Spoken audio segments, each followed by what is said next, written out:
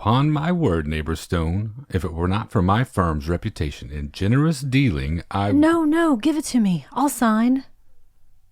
I'm afraid I'll have to prick your finger, Neighbor Stone, but what's a little pain to a lucky man?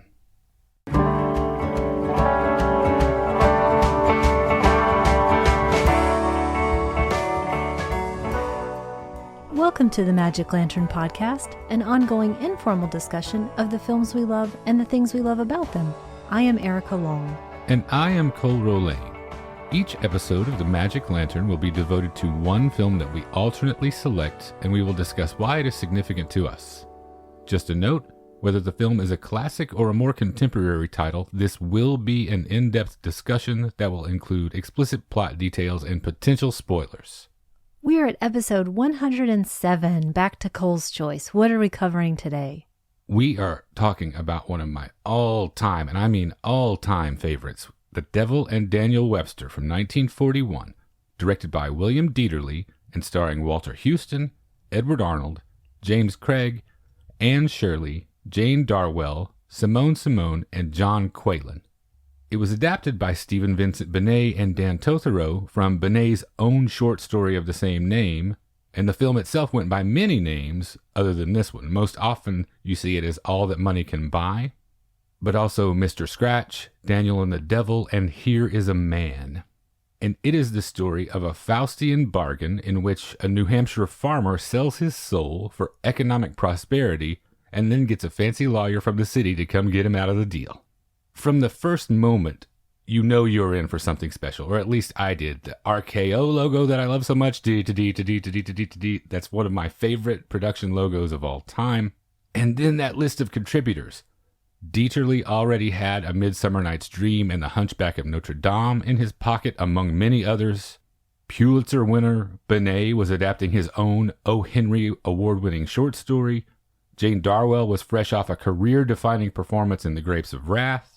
Bernard Herrmann turned in what I think is still his best score ever, and that's saying something. And then you've got Edward Arnold, Walter Huston, Robert Wise, no slouches there. The pedigree of this thing is extremely impressive. And already, it's really ingenious collaborative credits, the way that they're put together, and it makes me think we're going to see something special. And Dieterle also has some collaborators that he worked with before, and some people that are coming over from the Citizen Kane production, which I think looms large over this, especially as it's also an RKO production. I think it was a signal that something new is coming. We've got creative license here that we maybe didn't have before. We open in a fairy tale in New England, in the border country between New Hampshire, Massachusetts, and Vermont, which I guess this is the Yankee equivalent of going down to the crossroads if you were in the Delta. And there we find Old Scratch, the devil himself, and his book with everyone's name in it, including yours. And his appointment this time is with Jabez Stone, who is a poor New Hampshire farmer that is as plagued by bad luck as we are by his whining about it. I think it's very appropriate that a church trip here is thwarted by an animal with a cloven hoof. And there's hardship in the air for all poor New Hampshire farmers, including and especially Jabez. I don't immediately feel a lot of sympathy for this character, do you? He seems to be in good spirits and he's got good women around him, but I do feel sympathy in general for all farmers. It seems like such a hard-scrabble existence. Well, you're a little more generous than I in this case, which leads me to my follow-up, I guess. Do you think my response, if not yours, is rooted in the character or in this specific performance? Because I think of him as kind of a simpleton. To me, James Craig gives a performance that's just a step above Jethro Bodine here. He definitely comes off like a clodhopper, which seems pretty appropriate for the character. I do get the implication, and I didn't really sense it before, but in this viewing, that because they're childless, that's also kind of a blight. I don't see it as a huge drawback, I should clarify. Ultimately, that's all right, because it works for what this story needs. And notice, his name is not in the title. This movie is not technically about him. This is a clash between two far more significant characters. But you're right, not to put too fine a point on the farmer's lot in life. For this Sunday's lesson, Ma is reading a joyful passage from the book of Job. And I love how she lays out her philosophy. We made New England out of hard luck. That and codfish. Jabez's wife, Mary, who's a little bit of a softer sort, she asks if she can read from the book of Ruth instead, and that's not an insignificant choice either. And I really like this brief exchange for a couple of reasons. It's our first example of how Mary is our balance. She's pitched directly in between Ma Stone's sturdy Old Testament outlook and Jabez's weakness and corruptibility. And this choice of readings both apply best to Mary as well, both in terms of trials and tribulations and gentle steadfastness. Mary is ever optimistic, so much so that she even peels potatoes towards herself, which always sends a chill down my spine when I see it on screen.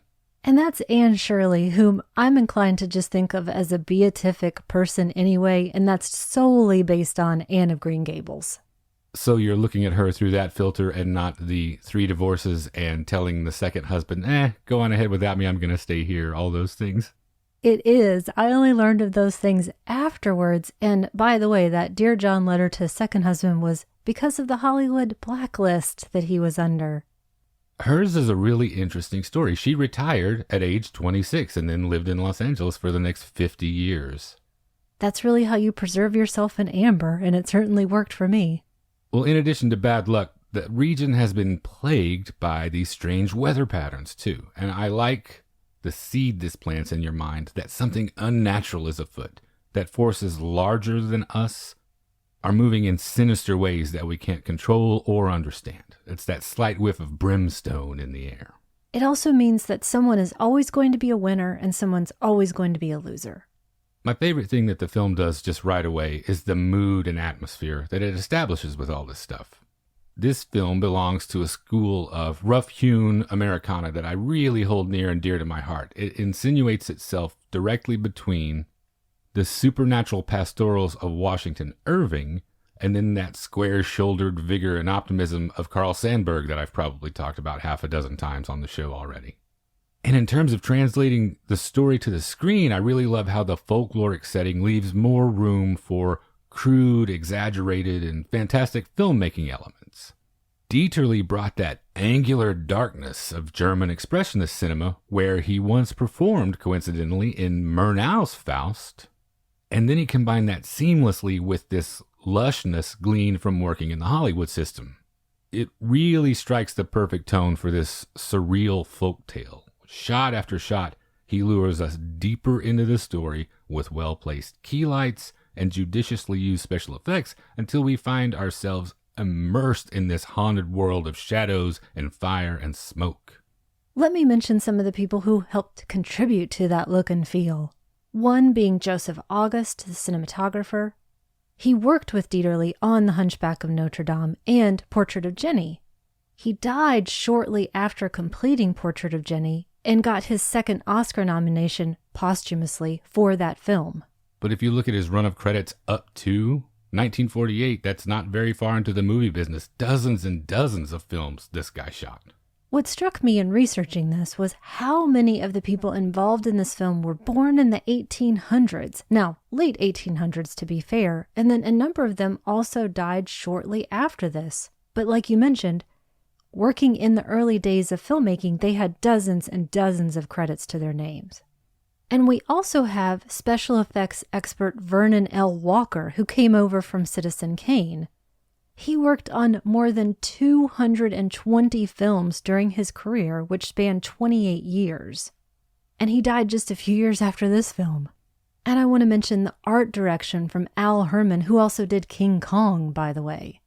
The main credit here went to Van Nest Polglaze, but it's a little bit of a similar situation to what you see with Cedric Gibbons over on MGM Productions. He was the head of the art department and by rights got all of the credit, and then you'll see sub-art directors below that, but he may never have even touched the film. Well, it soon becomes apparent that Miser Stevens has the majority of these farmers under his thumb. And they propose the radically progressive step of forming a grange, which is a sort of farmers' cooperative. It has the air of communism about it. And then you have Daniel Webster, an impressive statesman and orator, who is on about this farmers' bankruptcy bill. This movie is as political as it is supernatural, which is fitting, I suppose, because where other than the political arena can you find Faustian bargains cut on a daily basis? So, of course, we cut to Scratch whispering in Webster's ear, but Webster is stronger than that for now. I think it's fascinating that already he's got a devil on his shoulder persuading him against altruism. And Miser Stevens here is the one that's the winner in this battle, possibly with some odds stacked in his favor. I was going to say, there's some big quotation marks around winner in that case. That's the very lovable, at least to me, John Quaylen as Miser Stevens. Now, Jabez is trying to make it, but there's a mortgage to pay, and all he has is some cursing on his side. And with a wife hurt and a bag of seed that was intended to pay that debt broken, Jabez would sell his soul for about 2 cents. It's not just an injured wife or a bag of seed. It's a piglet with a broken leg. There's a fox in the henhouse. The bullshit never ends for the New Hampshire farmer, apparently. But here's where the thing really takes off. You say that he invokes the devil's name in selling his soul, and all of a sudden, 2 cents appear in his palm. It's a really chilling scene. I love that scene. And then we have the magnificent Walter Houston. He makes that incredible entrance, augmented by all these fun little tricks and special effects. His calling card goes up in flames. The way he kicks the floorboards just a little harder than necessary to release these coins, and I like how that implies that there's a casual violence in him that might not be obvious. He goes on to indelibly write the date in a tree with his cigar. There are all sorts of neat little diabolical touches here. And the name you mentioned before, Vernon L. Walker, he's responsible for these. He really contributed to a supernatural feeling.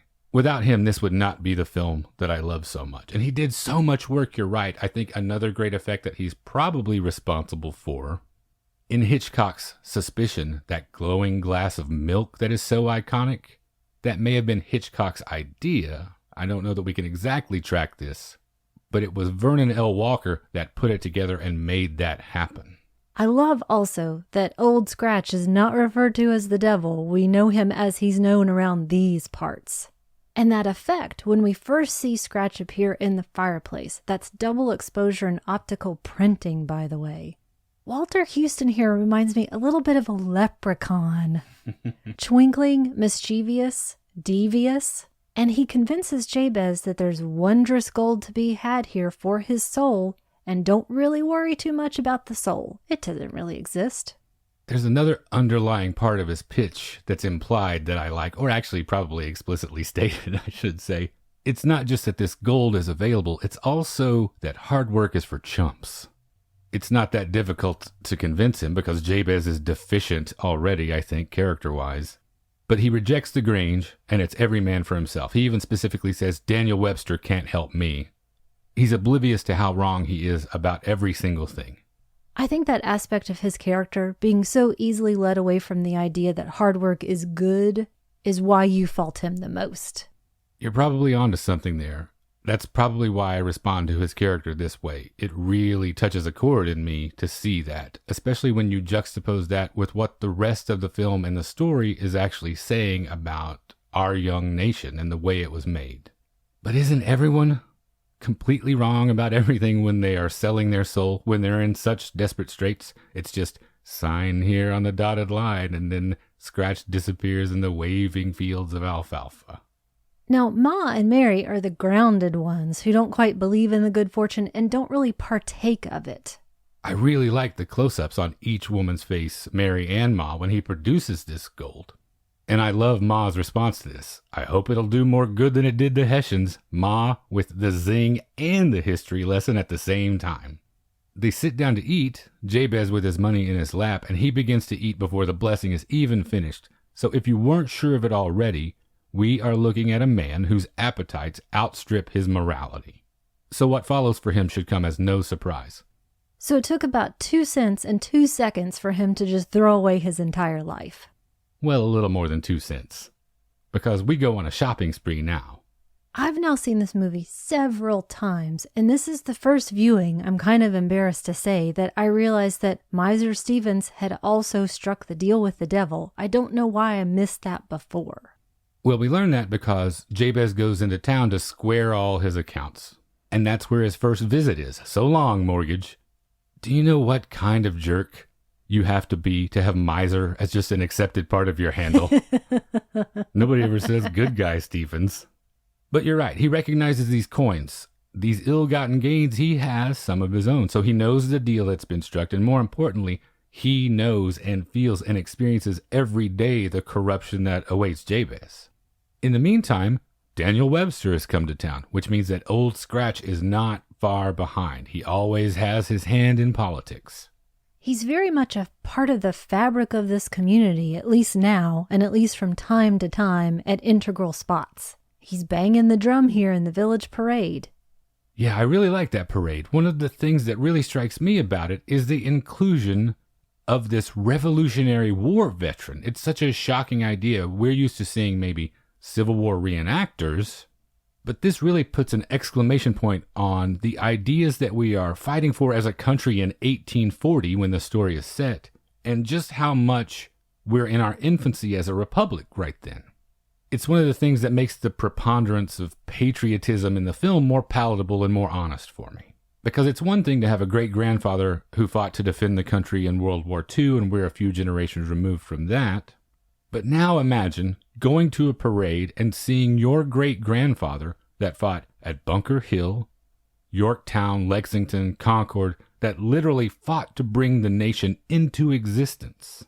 And also, the War of 1812 is still a specter here. Battles still being fought for our national identity. I want to talk a bit, just for a moment, about the story itself, the original story from 1936. I hadn't read it in many, many years. I read it recently, though, for this episode. And I think major credit has to be given to Stephen Vincent Benet for this adaptation, along with Dan Totaro. He took very slim bones from this story and made it into something great and full. Benet was also born in the late 1800s. And also, it seems like practically a Tarkovsky effect here, died a few years after the film as well. You mentioned patriotism. That's a huge theme in the story, and I think it's given a lot of ambiguity in the translation to film as well.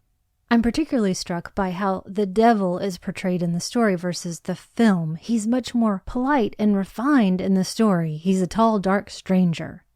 But when you read the characterization of Daniel Webster, I think Edward Arnold perfectly comes to light.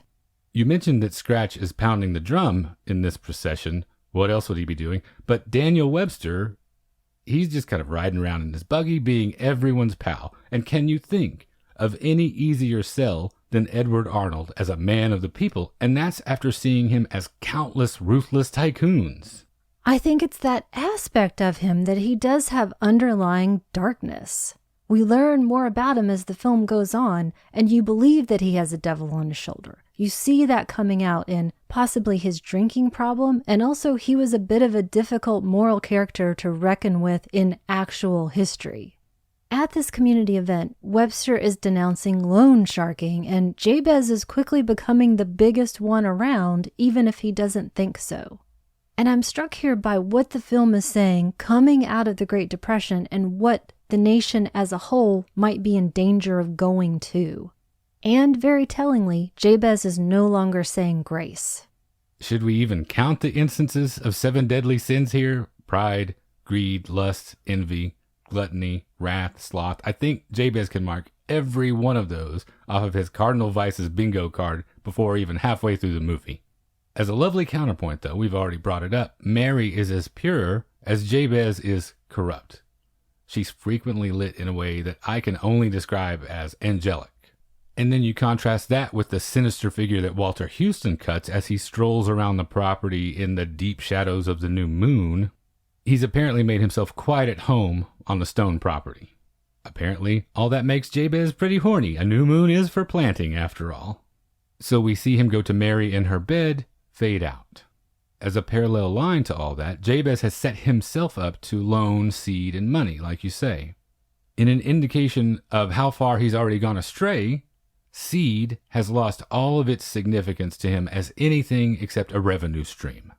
We'll soon see that Jabez is thinking about a son and, by extension, his legacy, but he is obviously not in his right mind. As they point out, it would profit him none.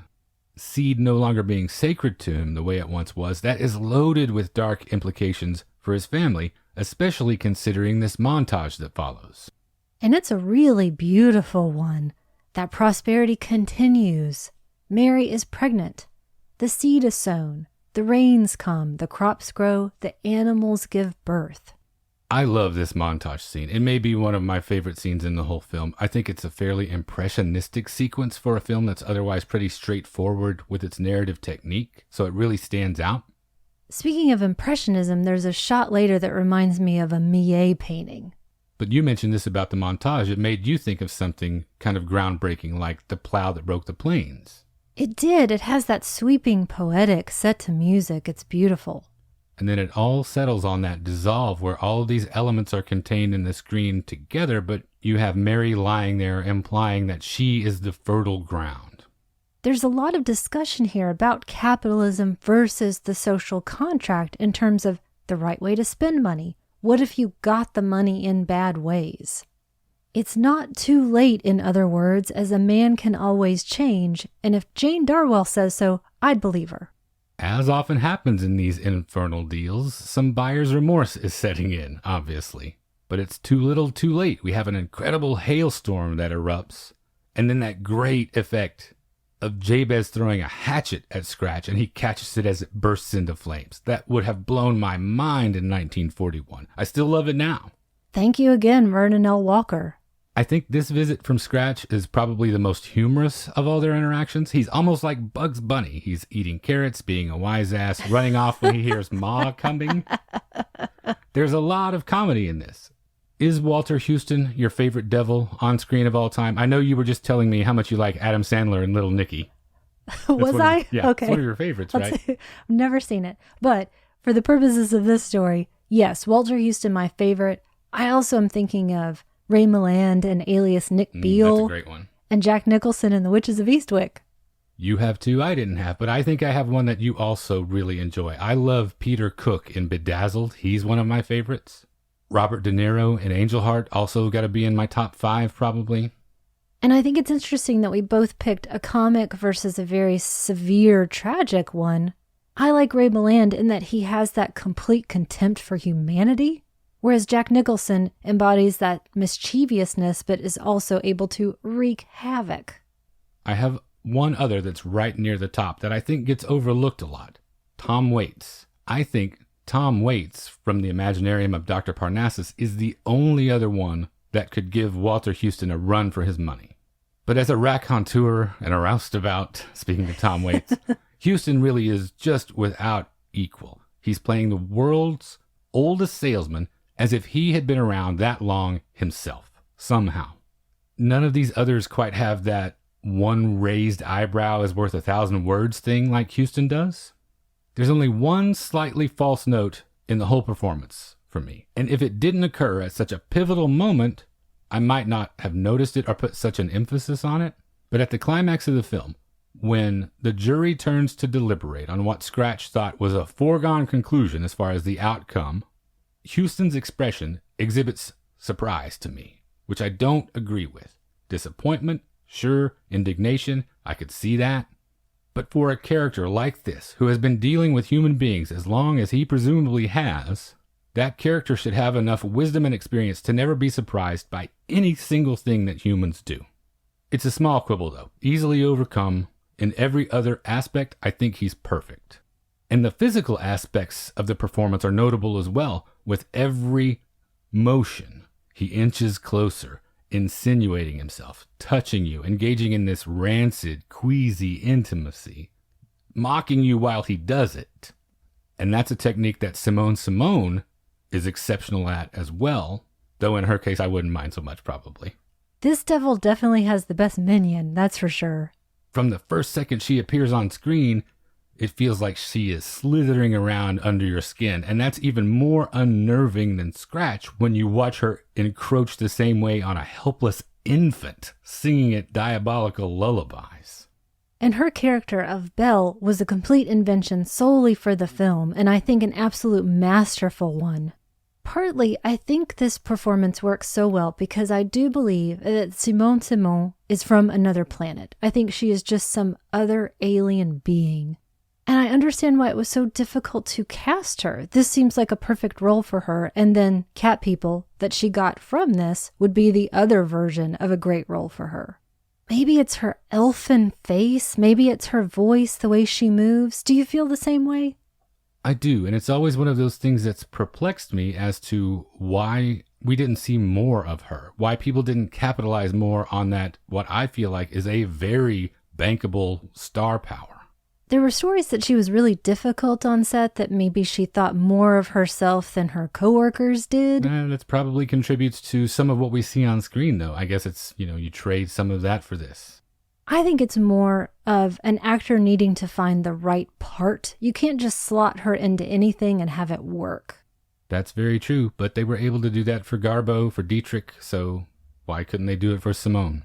Well, back to the story. The farmers continue to have it rough, and this hailstorm has ruined everyone's fields but Jabez's. Meanwhile, his fortunes continue to rise, culminating in his son's birth on the night of the big harvest dance. Daniel is both the child's name and his godfather, and it's on this eventful night that the maid Dorothy is replaced by Belle from over the mountain. From the very first second, she is so sinister and seductive, and you watch Mary and Ma instinctively recoil in her presence, as do I when she is hovering over Mary and the baby. It's one more entry that we have now in the long tradition of the father banging the nanny. I joke, but this is a real fear that you could play upon in the audience, because this is a tale as old as time, right? Do you know how many of my true crime stories start this way, replacing the wife with a younger model? That she's from over the mountain is one of my favorite uses of language in this film. She's so fresh and cunning and knowing. And then we have that amazing harvest dance when she joins in and Scratch plays like the devil faster and faster. Now, when you go back to watch the movie again, listeners, and I hope you do, appreciate even more the contributions of Bernard Herrmann here. That diabolical version of Pop Goes the Weasel was achieved by having a violinist play it 4 times in slightly different versions and then overdubbing them. Somebody pointed out to him that couldn't you have just had 4 violinists play the song? And he said it would have sounded like a quartet instead, not like one person playing. He also wrote the music for the film as it was being shot, by the way.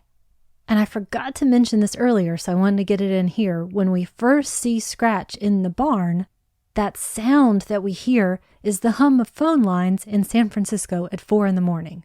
The score and sound design are, again, really one of my favorite parts of this whole thing. Herrmann's score is just astounding. His attention to detail and dedication to finding the right sounds for this film, it resulted in his only Academy Award. Oh, I didn't realize that. And that bit you mentioned with the fiddler, his reasoning for that is just perfect. Because it really does, and this is a fine distinction to make maybe, but when you listen to it, you can hear this. It sounds like one impossibly skilled player, not a frenzied ensemble. And those humming telephone lines are such a nice, unidentifiable touch that keeps you off balance. You can't quite put your finger on what would make this noise. And then some of the coolest stuff didn't even make it onto the screen. A biography of Herrmann, it makes reference to a piece of music that accompanies a lost scene in which Scratch drives his sleigh into hell, which sounds incredible. Wow. Is that available anywhere? I guess not. I've looked and looked, but I haven't been able to find it. It may be, but I have not been able to put my hand to it yet. I definitely want to see it. Should we hit the road and start combing through attics and hope someday we'll find it? I'm going to do that all the time anyway. I don't Good care point. what we find. But back to Belle, Scratch has essentially installed a handmaiden in the Stone household as a hedge against the righteous influence of Mary and Ma, and Jabez's downfall is all but guaranteed. Belle quickly becomes a corrupting influence, and the Sabbath isn't being observed. She's singing and draping herself all over him while they're gambling on Sunday. Meanwhile, Mary's in church, and this section is really interesting in how it plays like a modern horror film with that cross-cutting. I think the handling of the relationship between Jabez and Belle is easily the most subversive element in this whole thing. Scratch's technique is to prey on the emotional and intellectual weaknesses that Jabez has, which are a few, but just for example, this powerful argument that bad luck is simply unnecessary. That makes sense, but it's only half the equation. Belle's seduction of Jabez is undeniably physical, sealing the deal. She is the instrument with which Scratch makes certain that Jabez's every desire is satisfied. But how do you portray that in 1941? I want to give some credit here to a person I don't always want to give credit to, and that's Robert Wise, for that amazing editing. I say that because he made one of my all-time favorites, The Sound of Music, but then has very famously had a hand in The Magnificent Ambersons. So I tend to think of him in not the greatest light. More of a workaday person, maybe a studio hand instead of an artist, too. Possibly. And I don't know that that's completely fair, but he does great work here. No, he's made some of my favorites too, The Haunting. So I guess it's another version of somebody I'm slagging off with really not much basis for it. I think it's really clever how they insinuate all the things that are going on. On the evening of his son's birth, Jabez finds himself chasing Belle all around the barn as these fiddles careen out of control, and he asks, "Shall we dance, Belle?" And that pause is not mine. That's in the script. It's performed that way. You could drive a hay wagon through that pause. You could drive a big sleigh through that pause. The doctor's barely cut the cord, and he's trying out his best pickup lines. As his degradation continues, he leaves his marital bed one evening to escape the crying of his newborn son and finds himself at what is presumably Belle's bedroom door. And at that exact instant, Scratch pops in the window. "What's the matter, neighbor Stone? Conscience bothering you? We'll take care of that. Give me your hand." So he literally leads Jabez directly into temptation. And then Belle replaces Mary everywhere else in the Stone household almost as quickly as in the bedroom, and people begin to talk. It's 1941, we're still dealing with the Hays Code and everything, but there might as well be a neon sign on this movie that says, "Hey, your protagonist is having really hot adulterous sex with a literal demon while his wife and newborn baby are asleep not 30 feet away." But this was 1941, so it can't be that explicit. But you can read between those lines.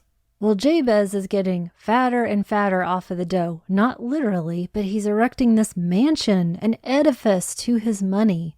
And he has now a young son, Daniel. Now a boy, an arrogant and a liar. He's a real shit. His namesake, Daniel Webster, is coming back to town, and he's going to be guest of honor at this event at Jabez's housewarming. I think Daniel Webster is actually really coming back at Mary's behest. It's not necessarily because he received this invitation. He doesn't know everything that's been going on, though, and he pretty innocently meets his namesake here. The best moment is when young Daniel, that jerk, throws a rock at Webster's horses and gets spanked later for continuing to act like a jerk. It was on this buggy ride with his little rat of a godson that I began to wonder to myself this question, because they're discussing a little bit about it. Why didn't Daniel Webster actually become president in real life? Cue me tugging on my collar. Obviously, Webster's not perfect. He has no problem cozying up to a jug of rum, like you say. And in real life, his fondness for strong drink, which he refers to at one point as the breath of the promised land in the movie, that was no secret. When the real Webster died after a fall from his horse, cirrhosis of the liver was a complicating factor. In the film, just before the climax, in an illuminating bit of dialogue, he tells us that he has never left a jug or a case half finished. So in this one sentence, he makes clear that his love of alcohol and justice are on a pretty even footing. It obviously takes more than that to undo a politician, though, then or now. In much bigger news, I think it was his equivocation on the issue of slavery that really didn't do his legacy any favors. He advocated for the biggest devil's bargain in the world, the Missouri Compromise, the Fugitive Slave Act. And it was all to maintain the Union at any cost, and I'm going to put any cost in there. And we're still reckoning with that. And we have to reckon with it in the story, too, in a little bit, that ambiguity that becomes so fascinating in the context of this film.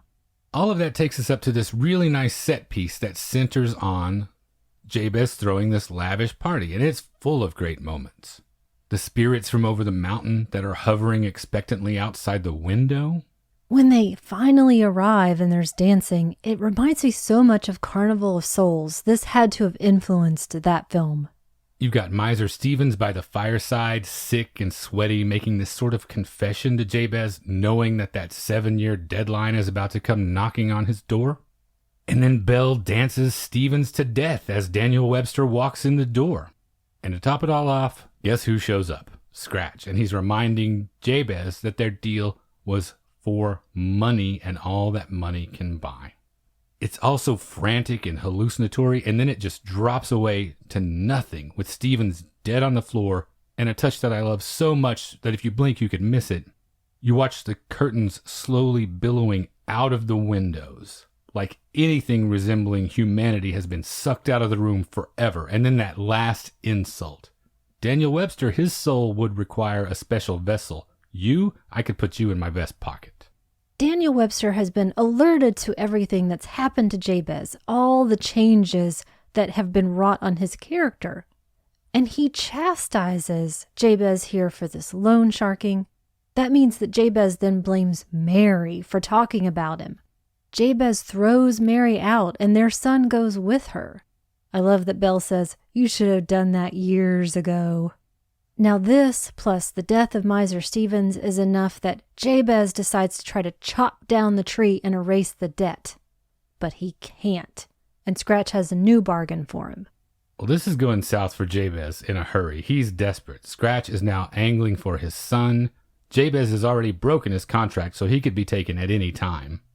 Now that things are finally coming undone, I had to wonder, with the Book of Job being invoked early on, up to this point, do you think Jabez ever truly suffers? He seems to suffer only when it's convenient for him. It smacks a little bit of deathbed repentance right here. I think you're totally right, because at last he begs for mercy, and that's very convenient here. Ma finds him collapsed in the darkness, and as she has been his whole life, she is now the light to guide the way. And whom do we turn to in this darkest hour? Daniel Webster, of course, superhero of jurisprudence. So we go back to the barn where it all started for a trial. And there's really a brilliant bit of pretrial jousting in which Scratch defends himself against Webster's accusations of being a foreign prince. And I know you're particularly fond of this section. What is it about this exchange that you find so intriguing? I think it's fascinating at this very moment in our time to hear the term foreign prince and think about being beholden or in the service of a foreign prince and what that means right now. And of course, in 1840, it would mean so much more. Again, what we just fought for in 1812. But this is really all about the oratory that we've been waiting for. I think that part actually starts with Houston himself. He has this great monologue about the long lineage of evil. He was there when the first wrong was done to the first Indian. I love two things about how this kicks off. Houston's delivery, for one thing, and then especially the implication of the compelling and eternal nature of evil, which I think is actually the thesis statement of the story as reinforced by the ending, but we'll get to that. Again, there's some fascinating ambiguous statements here, mentioning the Indians, which people might have been not at all conflicted about at the time in 1840, or then, or now for a lot of people, and invoking the image of the first slave ship. These are questions that we just touch upon briefly in the film, and I don't think get completely answered. Some of that is in service to this actual trial, that we may say one thing, but do another. And I love here that Webster and the devil are both portrayed as these great persuaders, two sides of the same coin, maybe? Or the same side of two coins? Could be. So I think in general, there's a lot of ambivalence about how some of these subjects are treated. And that's also with the jury. This is the jury of the damned, called true Americans, though a number of them wouldn't have even considered themselves to be Americans. And so I think it's fascinating to reflect on the time of 1941 and the time that we're watching it now. There's a lot of talk here about shortcuts that we take, which I think always apply, but still appealing to these larger questions within the trial: humanity, freedom, personal freedom, patriotism, independence, the ability to change. Though what would any of these people have done differently, I wonder? A very good question, and I think at least something, because their decision implies that if they could, they would change at least some little bit of how this has gone for them, because they grant him clemency. But up from the depths comes this jury of the damned that you talk about. And I really love the touch of Benedict Arnold always covering his face as if in shame. My favorite is the judge, Judge Hawthorne, who was the only judge in the Salem witch trials to never apologize, so much so that Nathaniel Hawthorne had to adjust the spelling of his name to distance himself. This is a true rogues gallery. This trial is something I feel like I have always known somehow, like I was born with the memory of it. There are certain scenes that I carry around like this that just feel like they're part of my DNA, that feel like I have known about this from well before I should. They have always been there for me somehow. I'm wondering if any of our listeners have those sorts of things. But the way it works on this scene, it makes it less disquieting and more comforting than it should be.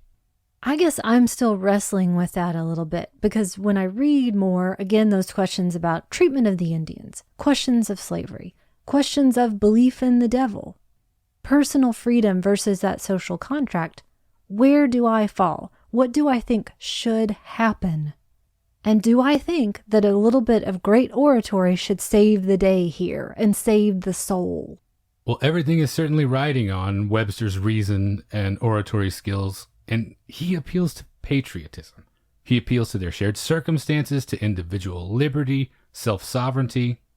I don't know if it was the same for you, but I was really surprised by this the first time I saw it, in that there was no legal trickery, no loophole.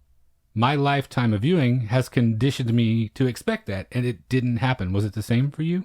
I think I'm with you. In essence, he rises above himself to deliver the speech that I want to believe he truly believes in.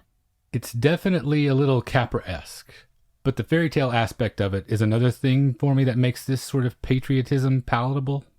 If you think Mr. Smith Goes to Washington is a bit much, then this might be better for you, for example, just for that reason. Appealing to the humanity of the damned pitches it a little bit differently. Another thing I was wondering, are you as surprised as I am when you see the politics of this misinterpreted? Because I see it misread as conservative when I think it's more individual liberty that's the focus. The patriotism is misread as jingoism.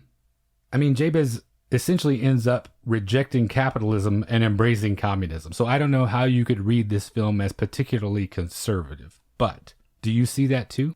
I definitely don't see it as conservative. It actually never even occurred to me. Maybe I hadn't thought enough about it. Maybe it was watching those two conflicting forces that are conflicted in themselves.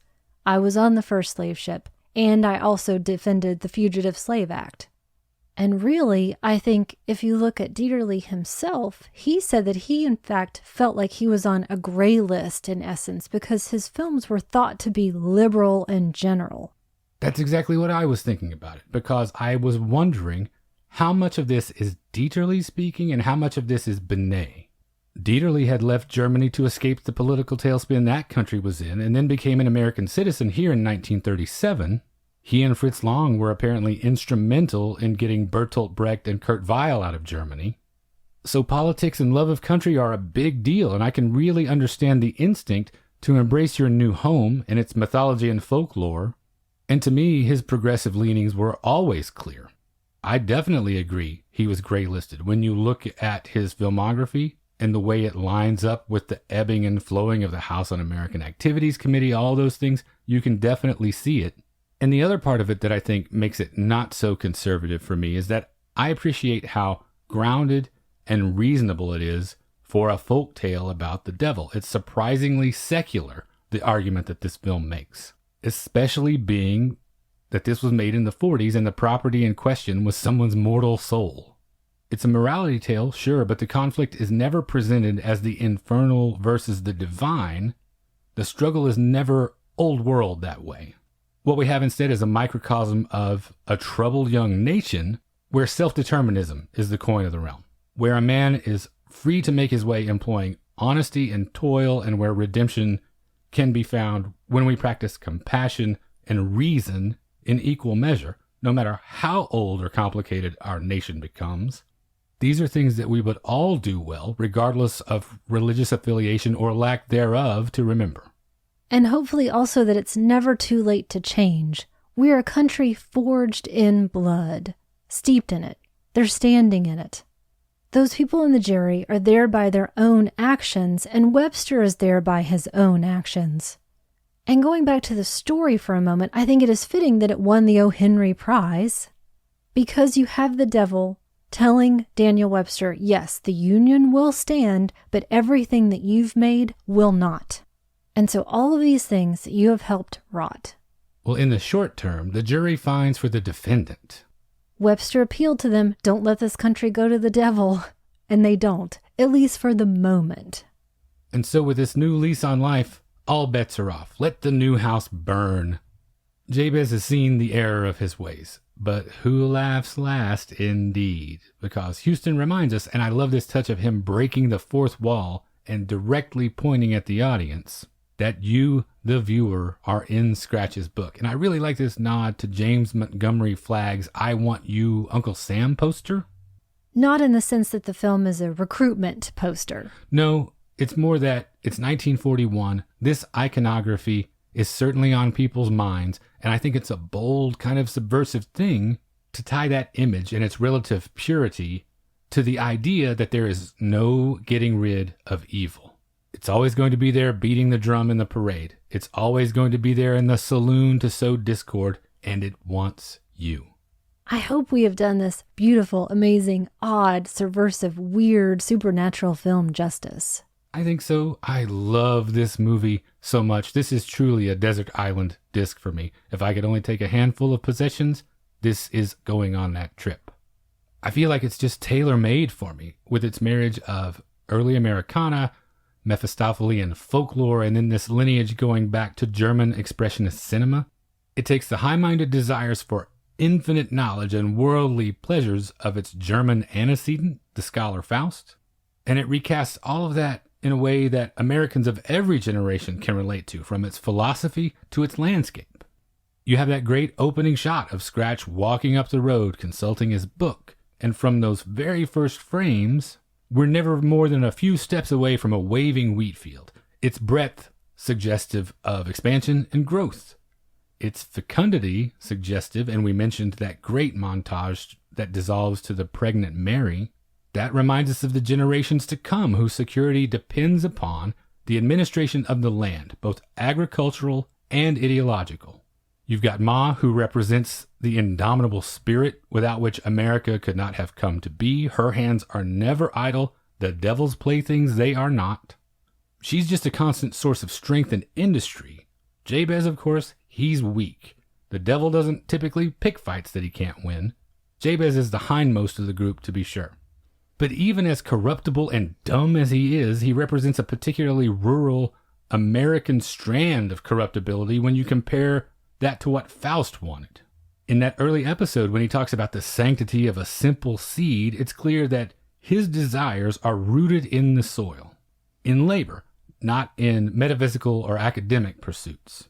And then you've got Mary, and she occupies that pragmatic and loving middle ground between those two characters. With her love of family and stoic willingness to do what needs to be done, she is the embodiment of the most basic, pure American virtues. I really think it's just a brilliant movie. The other reason I chose it is because I think it's a great example of not being able to predict a film's legacy. It was really heavily lauded at the time, won all kinds of awards, and then just fell off the radar for a long time.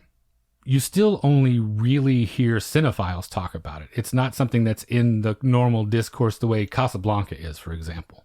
It reminds me of Ruggles of Red Gap that way. You have an extremely worthy film that will likely only ever be seen again by a specific subset, a really narrow band of the population.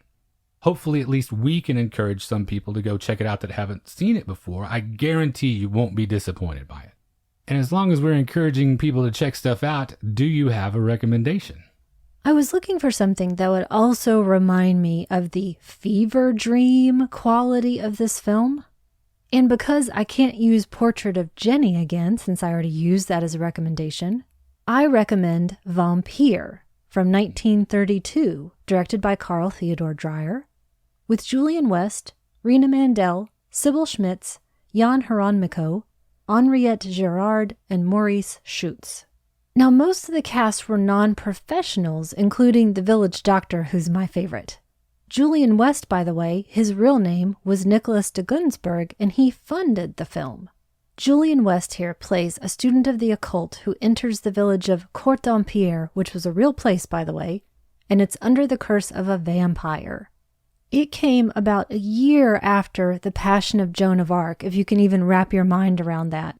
I can't imagine a more different feel, even though it does have some returning crew members, that's cinematographer Rudolph Maté and art director Herman Worm. It came just a few years after the very popular stage adaptation of Dracula, so it was definitely a popular topic. Todd Browning's version of Dracula with Bela Lugosi was just the year before. This is a wondrous film. It moves so well, with something exciting happening at every moment. Shadows have their own lives.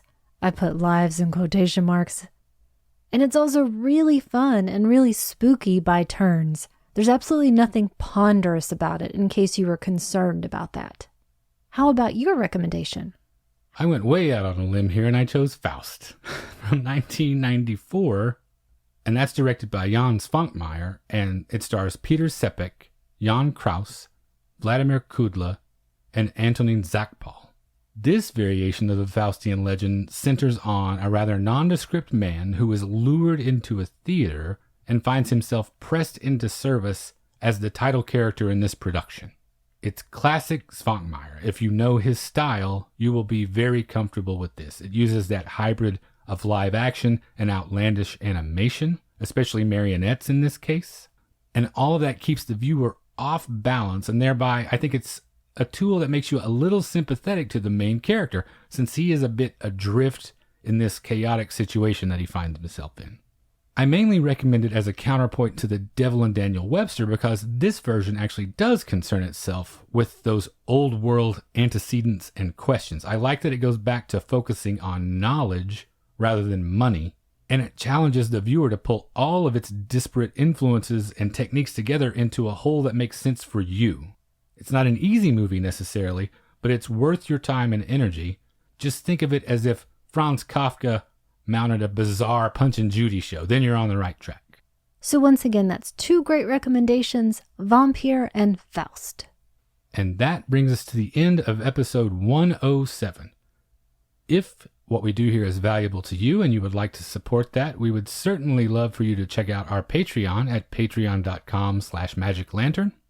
The $5 a month level gets you access to a big backlog of bonus episodes, and those come out on the Mondays alternating with regular episodes, so you'll always have new Magic Lantern on a weekly basis, and there are over 20 hours of material waiting for you over there. We had an interesting discussion about another special effects master, that's Norman O'Donnell, who is sadly a more obscure figure in cinematic history now. Probably a lot of people haven't heard of him, so check that episode out. If you would just like to get in touch with us, you can reach us via email at magiclanternpodcast@gmail.com. We're on Instagram, Facebook, and YouTube. Just search for Magic Lantern Podcast on any of those platforms. Our podcast network, The 25th Frame, continues to be home to a lot of great shows, and I wanted to talk this time about Film Shake. And this is one of my favorite new shows. Our friends Jordan and Nick give their short takes on great movies. Right now, they're in the middle of a miniseries about Japanese masters that's really entertaining. They've done a couple of Mizoguchi. They're just now moving into Kurosawa. And if you're spoiler averse, they split the episodes into a spoiler-free part 1 and then a more thorough part 2. So you can still appreciate part of the discussion even if you haven't seen the film. I like it because it's a nice encouragement to get you to check out something that you might not have seen yet. And they're super personable hosts, so check out Film Shake wherever you get your podcasts or at 25thframemedia.com. We are on Twitter at Lantern_cast, and I just wanted to take a second to say thanks to everyone who has shared the show or given us feedback since last time. Chris Casey, Travis Trudell, Trannon Goebel, Ross McLeod, Brian Sauer, Michael Hutchins, Tim Lego, Jacqueline Genaris, the fine gentleman of Fuds on Film, and our friend Laura Cannon over at the Fatal Films podcast. If you're sharing the show or talking about us, please make sure to tag us so we can say thanks.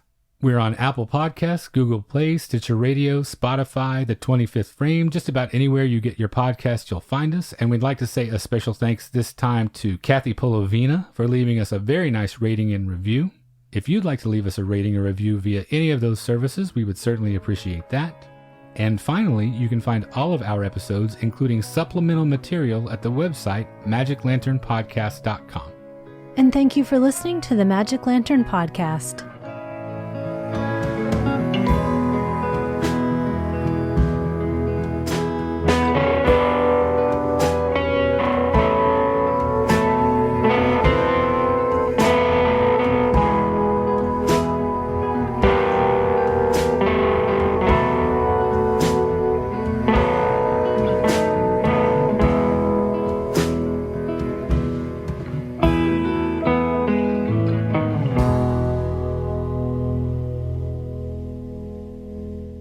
The 25th Frame, a listener-supported network celebrating film and culture worldwide.